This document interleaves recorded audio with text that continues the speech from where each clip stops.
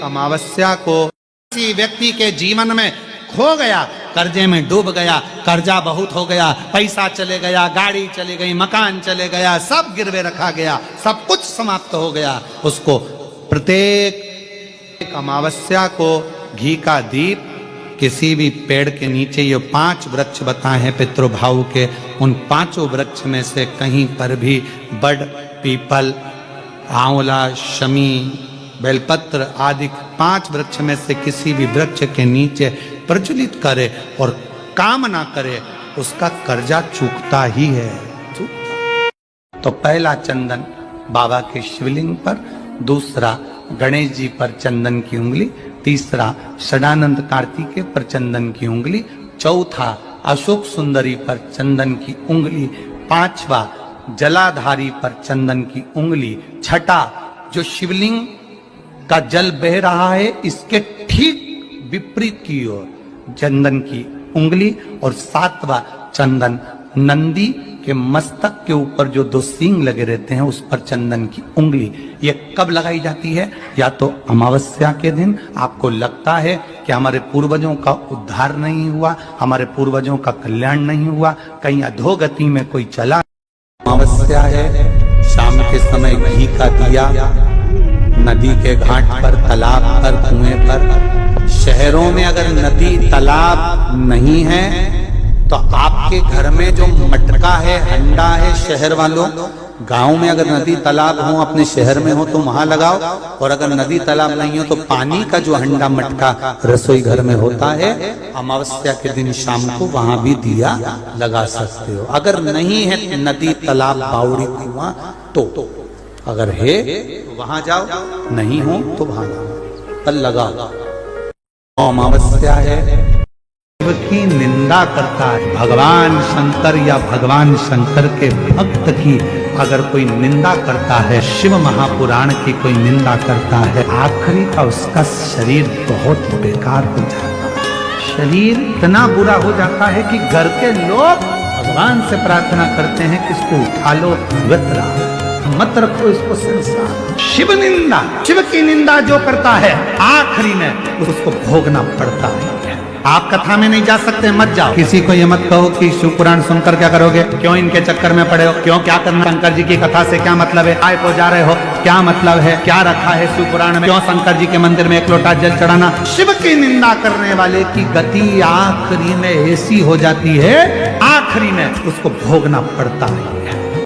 जो कटोरी, उस कटोरी में धान भर लीजिए, चावल, उसमें 1 लौंग और 1 बेलपत्र, बस ये रख लीजिए।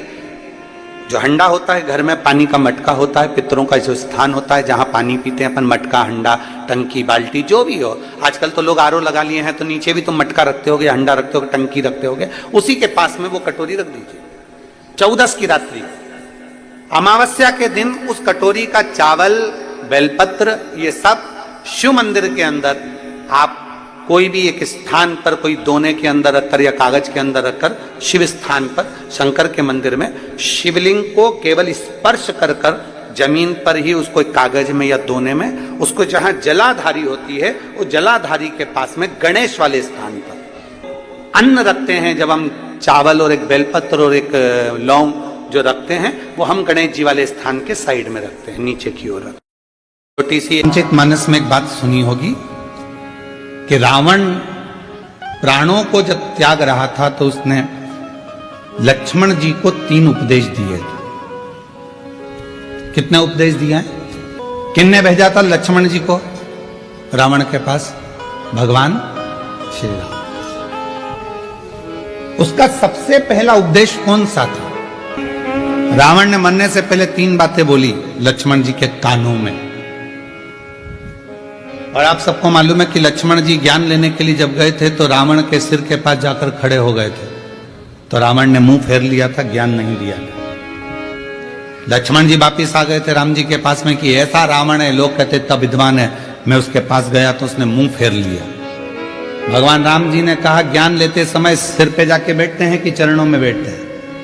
तो कहा गया था? तो के सिर के पास, चरणों में जाकर बैठ। रावण पड़ा है मृत्यु सैया पर, जमीन पर, लक्ष्मण जी उसके चरणों में जाकर बैठ गए तो रावण ने हाथ का इशारा कर कर बुलाया मेरे करीब। 3 उपदेश रावण ने मृत्यु की सैया पर मरने से पहले लक्ष्मण जी के कानों में दे दिया। पहला, अच्छे कार्य में 1 मिनट की देरी मत करो। लक्ष्मण, यदि कोई अच्छा कार्य हो रहा है और उसमें अगर आपको जाने का मौका मिल जाए तो 50 काम छोड़ दो, सबसे पहले अच्छे काम में पहुंचने का प्रयास करो।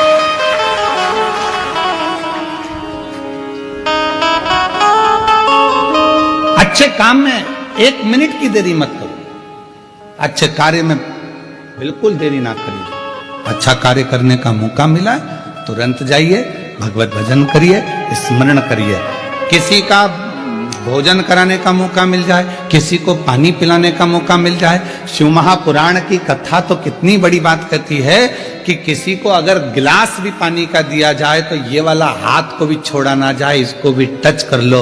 हो सकता है कि हमारा जब शरीर, हो सकता है कि ये जो आधा शरीर है, आधा भाग है मनुष्य का शरीर, जो आधा भाग किसी काम को नहीं कर पाता तो मरने से पहले आधा तन काम करना बंद कर देता है। लोग उसको पैरालिसिस कह देते हैं। आधा शरीर काम नहीं करा। जब भगवत भजन का समय आया, सत्कर्म का समय आया, हम भोजन करा रहे थे, एक हाथ से दे दिया, दूसरा हाथ टच ही नहीं कर पाया। एक हाथ से पानी का गिलास उठा कर दे दिया, पानी भी नहीं पिला पाया। ये आधा अंग किसी काम का नहीं आया। लोगों ने कहा ये लेफ्ट भाग है ना, ये किसी काम का नहीं होता, ये बेकार भाग है। तो कहा इसको अच्छा बनाने के लिए क्या करना पड़ेगा? तो कोई प्यासे को जब पानी पिला रहे हैं तो दोनों हाथों से उस जल के पात्र को दीजिए। यहां तक हमारे पूर्वजों में, हमारे पुरखों में ऐसा नियम चलता था। पूर्वजों में अगर कोई पानी पीता था, ऐसे मुख लगाकर पानी पीते थे तो लोटे से पानी देने वाला दोनों हाथों से पानी डालता था और पीने वाला एक हाथ से पीता था। क्यों? क्योंकि वो ग्रहण कर रहा है और वो देने वाला दोनों हाथों से दे रहा है। तो ये हाथ का प्रयोग पूर्ण होना चाहिए, जिससे मरने से पहले इस शरीर का आधा अंग रह ना जाए। इसको चालू रखने के लिए अभी से काम करना पड़ेगा। शिव जी के मंदिर में दोनों हाथों से जल चढ़ाइए, शंकर जी के मंदिर में दोनों हाथ से सफाई करिए, शिव जी के मंदिर में दोनों हाथ से झाड़ू पोछा करिए, शिव जी के मंदिर में दोनों हाथ से दीप को लगाइए। शिव जी के मंदिर, कई माताओं की आदत रहती है एक हाथ में घंटी पकड़ ली, एक हाथ में पकड़ लिया दिया, एक से घंटी बज रही है, दूसरे से दिया बज रहा है। पर हमारे यहां पर यहां तक कहा गया कि प्रथम आरती प्रारंभ होने से पहले मंदिर के घंटी को नाद करिए और नाद करने के बाद थोड़ी देर दोनों हाथों से दीप जलाकर उसको घुमाइए। अर्थात भगवान के सामने ये दोनों हाथों का सदुपयोग करिए, प्रयोग करिए। उसके बाद फिर भले एक हाथ में दिया ले लो, एक हाथ में घंटी ले लो, चल जाएगा, पर ये दोनों हाथों का सदुपयोग होना चाहिए, दोनों हाथों का। और कोई पिछले जन्म के अच्छे कदम मुझे बाबा तेरा साथ मिला, कोई पिछले जन्म के अच्छे कदम मुझे बाबा तेरा साथ मिला।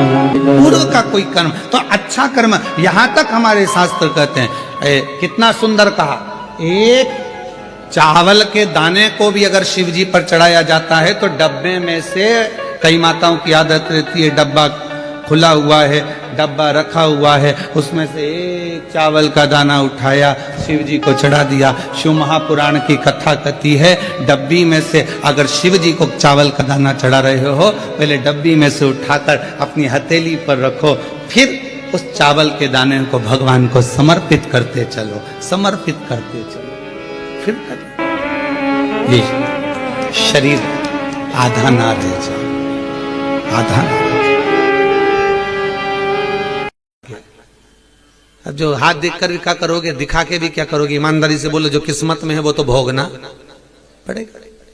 क्या होगा उससे ज्यादा? लिखा उसे कोई काट नहीं सकता। अब मंदोदरी के पास खबर पहुंच गई कि लंका में कोई एक ज्योतिष आचार्य आया है, बड़ी सुंदर हस्तरेखा देखता है। मंदोदरी आ गया, उधर रावण युद्ध के मैदान में युद्ध कर रहा है, इधर मंदोदरी हाथ दिखा रही है, बताइए मेरा भाग्य क्या कहता है। लंकाधिपति रावण की धर्म पत्नी मंदोदरी कहती है मेरा भाग्य क्या कहता है ये बता दीजिए। श्री हनुमान जी महाराज जो ज्योतिष का रूप रख कर आए, उन्होंने कहा मंदोदरी तो लंका के राजा रावण की धर्म पत्नी है, बड़ी विद्वान है तू, तेरे ही बल पे लंका का राजा रावण जी रहा है, अगर तू नहीं होती तो ये कब का मर गया होता। मंदोदरी बोली बिल्कुल सत्य बोले हो महाराज, बिल्कुल सत्य, वो तो मैं हूं इसलिए जिंदा है,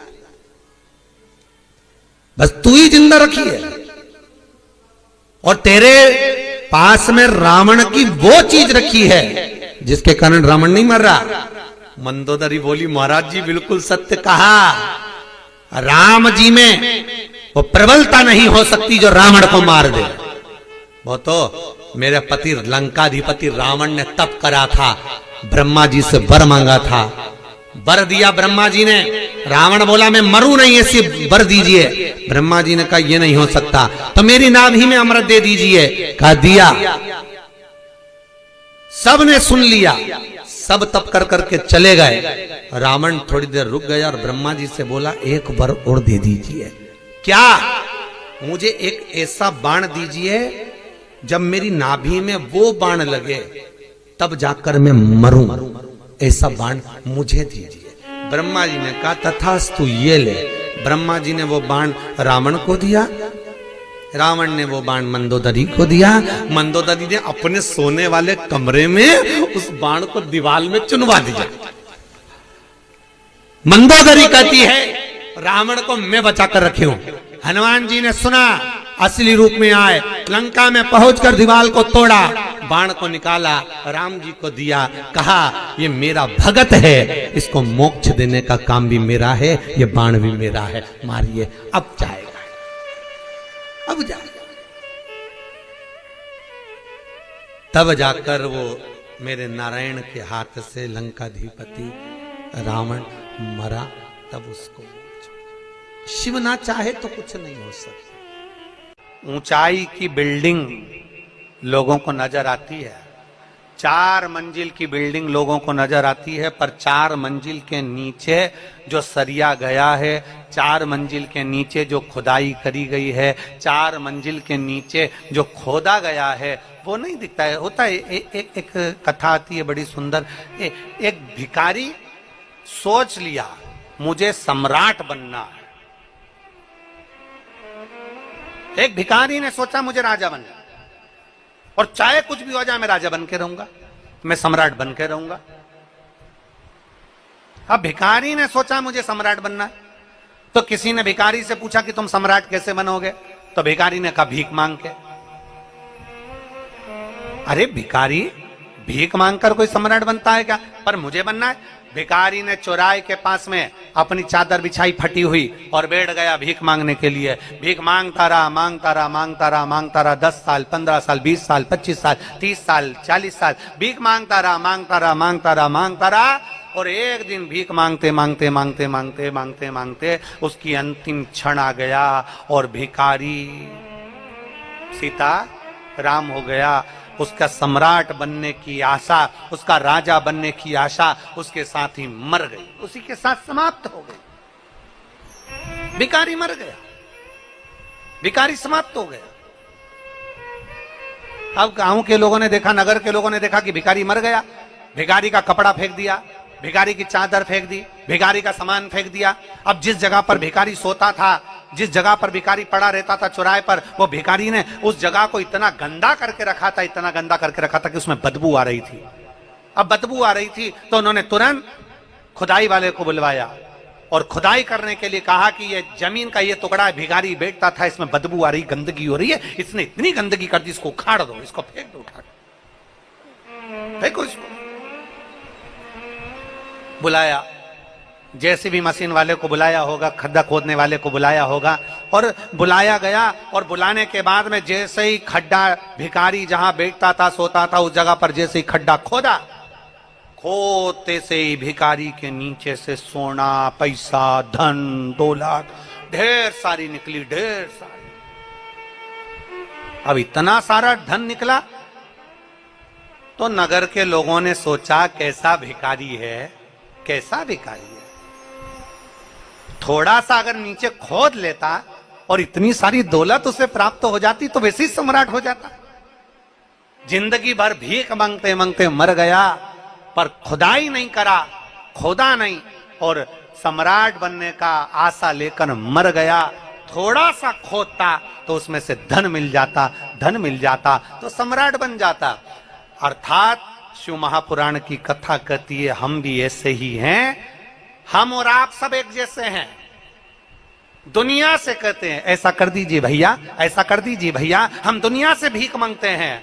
पर शिव महापुराण की कथा कहती है कभी अपने अंदर हम खोदते नहीं हैं। अगर शंकर के शिवलिंग के प्रति हमारे भीतर हम खोदते जाएं कि शिवलिंग की पूजन से क्या मिल सकता है, शिव महापुराण सुनने से क्या प्राप्त हो सकता है, शिव महापुराण की कथा को पढ़ते जाएं, खोदते जाएं और भगवान शंकर की भक्ति में हम इतने डूबते चले जाएं, नीचे उतरते चले जाएं, एक अंदर की ओर जाते चले जाएं, तो एक ना एक दिन तुम सम्राट बनकर ही रहोगे, राजा बनकर ही रहोगे। अंदर नहीं खोद रहे, हम केवल बाहर से सब कुछ कर रहे हैं। हमारा ये काम बिगड़ गया, हमारा ये काम अच्छा हो गया, हमें ये मिल जाता, हमें वो मिल जाता। हम केवल एक आस लेकर जी रहे, पर हम भीतर नहीं झांक रहे, भीतर नहीं जा रहे। थोड़ा सा खोदिए अपने भीतर, थोड़ा सा खोदिए अपने अंदर, थोड़ा सा जाइए शिव महापुराण के भीतर, थोड़ा सा प्रवेश करिए शंकर की कथा के भीतर, थोड़ा सा प्रवेश करिए शिवालय के भीतर, थोड़ा सा प्रवेश करिए भगवान शंकर के अनुमोदन के भीतर। मिलेगा जरूर, प्राप्त होगा। शंकर का चरित्र कहता है शिव को प्रिय क्या है, शंकर भगवान को सबसे ज्यादा प्रिय है आपकी मुख से निकला हुआ सत्य वचन। फिर भगवान को प्रिय क्या है, तो कहा जो एक लोटा जल आप भगवान देवादिदेव महादेव को चढ़ाते हैं वो शिव को प्रिय है। एक महाराष्ट्र का एक प्रसंग हमको स्मरण में आ रहा है। एक बहन ने एक पत्र लिख कर दिया था और उस पत्र में लिखा था कि एक बार मैं मंदिर में दर्शन करने को जल चढ़ाने के लिए गई। भगवान के मंदिर में जब मैं जल चढ़ाने के लिए पहुंची तो वो जल चढ़ाने के लिए जब मैं मंदिर में गई और मेरा पात्र बहुत गंदा था। हालांकि गुरुजी तांबे के पात्र को मैं घिस के साफ कर कर जो रोज मांजती हूं वैसा साफ कर कर लेकर गई, पर वहां का जो सेवादार था उसने मेरा पानी का लोटा लेकर फेंक दिया, कहा ये गंदा है। और उसने मेरा पानी का लोटा लिया, तांबे का लोटा था गुरुजी, मैं रोज मांजती साफ करती, जब मैं घर के बर्तन मांजती हूं तो क्या लोटा नहीं मांजूंगा, क्या भगवान का पात्र मैं साफ नहीं करूंगा? पर उसने मेरा पानी का लोटा फेंक दिया, गंदा है। गुरुदेव मन को बड़ा दुखा, मन को बड़ा दुखा। फिर मैंने दूसरे मंदिर में जाना प्रारंभ करा। वो महाराष्ट्र का पत्र था और अगर जो सुन रही होगी उसको स्मरण में होगा। फिर मैंने दूसरे मंदिर में जाना प्रारंभ, पर गुरुजी कुछ समय के बाद जिसने मेरा पात्र फेंका था वो बड़ा कष्टप्रद हो गया, बहुत उसको रोग ने घेर लिया। उसको शरीर में ऐसा रोग हो गया कि उसका हाथ उठ नहीं पा रहा था, पांव से वो चल नहीं पा रहा। गुरुदेव कारण क्या हुआ, कारण क्या था? उस समय पर हम उस प्रश्न का उत्तर ना दे पाए, पर उस बहन से हमारा निवेदन है, उसका कारण केवल एक है, शिव जी आपका पात्र कभी नहीं देखते, शंकर भगवान तो तुम्हारा मन देखते हैं।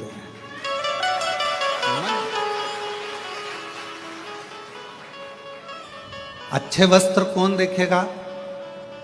जिसको आपके शरीर से प्रेम, अच्छा होती है ना, घर में जमा होती है, कपड़ों पर लग जाती है और वो धूल को आप ऐसे ऐसे झटकार दो, वो धूल पूरी झड़ जाती है। आपने कपड़ा उठाकर दीवार पर झटकारा, वो दीवार भी धूल से झटक जाती है, साफ हो जाती है। पर मान लो वो धूल में थोड़ा सा पानी मिल गया, तुम्हारे झटकने से झटकेगी? जम के तो बोलो। कपड़े में धूल जमी थी और उस पर पानी लग गया तो वो झटकेगी? क्या हो गई? वो अभी तक धूल थी, पानी लगते से ही वो मिट्टी हो गई, कपड़े में चिपक गई, अब वो झड़ने वाली नहीं है। धोना पड़ेगा, साफ करना पड़ेगा, मिट्टी को हटाना पड़ेगा, मिट्टी को साफ करना। धूल पानी मिलने पर मिट्टी हो जाती है, और मिट्टी अगर वो बन गई तो फिर धीरे से उसके शिवलिंग का निर्माण हो जाता है।